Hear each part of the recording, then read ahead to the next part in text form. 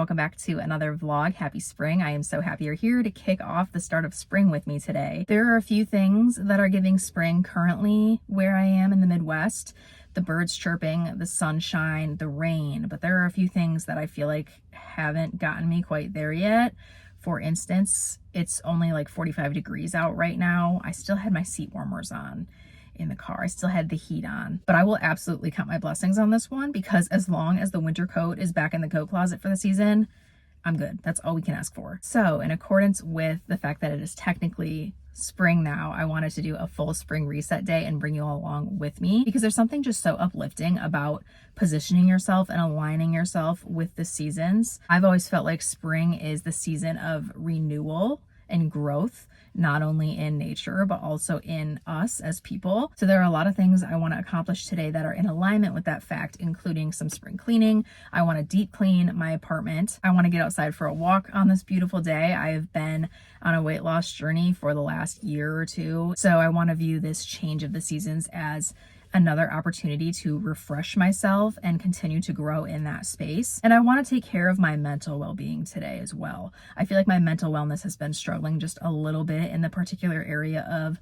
people pleasing, which I'm sure we can all relate to at some point or another. For me, that's just looked like feeling incompetent and kind of having imposter syndrome at times. I think there are a multitude of factors that have kind of led me to start feeling this way over the last few months, and I just haven't been able to kick it. And I know it's all here. I know it's all mental and it's an easy fix, and I just need to take care of it and address it. So we're going to do that today. I'm going to talk more about that a little bit later. For now, we are going to do a taste test of one of Dunkin's new spring flavors. This is their pistachio flavor, and I just ordered it in a medium iced coffee with cream. I'm not usually a pistachio girly, but I know a lot of people love it. I haven't really given it a good chance, and it just feels very spring to me. I haven't treated myself to takeout coffee in a while, so it just felt right to give it a try today. Get myself out of the house, get myself into the sun a little bit.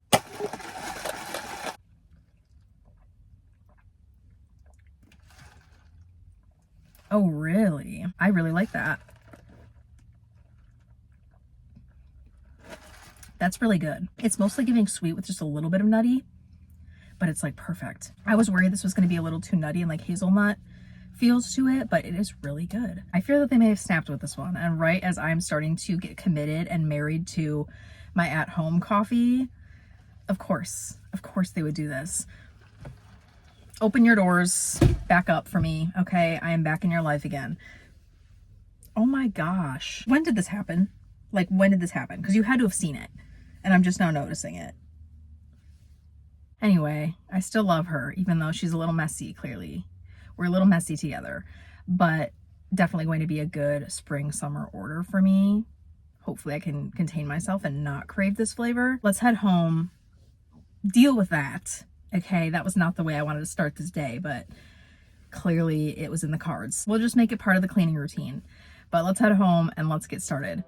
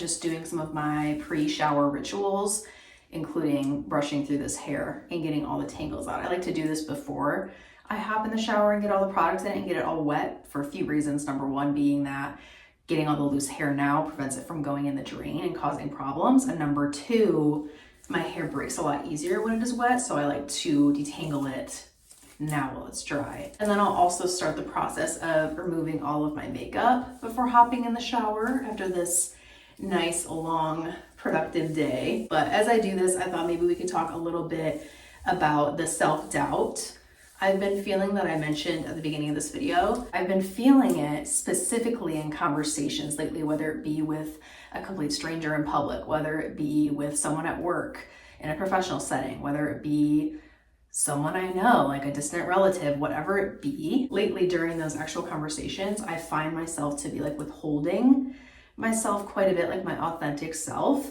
and then also like over analyzing my words as I'm saying them, as I'm speaking them, just like striving for perfection throughout the entire conversation because I don't want to be viewed as inadequate to the other person. And then after the actual interaction, I will like evaluate how that person may have perceived me, which is just so unnecessary. And I think I've just been put in situations that have kind of exposed it a little bit more for me and exposed that fear.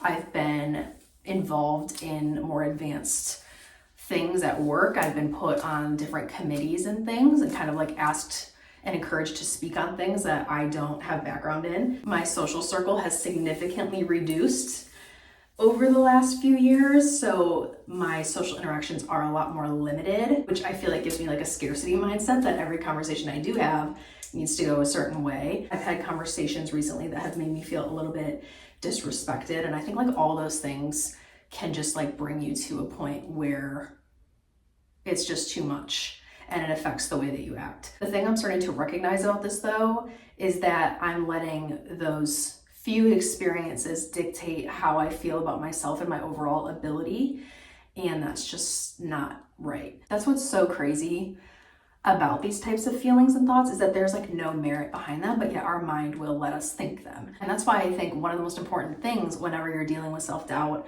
imposter syndrome, whatever you want to call it or refer to it as, is that you recognize it and you address it immediately before it starts to impact your day-to-day consistent behavior and who you are. Because what you believe is what you become. If you go through your days thinking that you struggle with social interaction, you're going to convince your behavior to act like you have social anxiety and you're not capable of holding a conversation.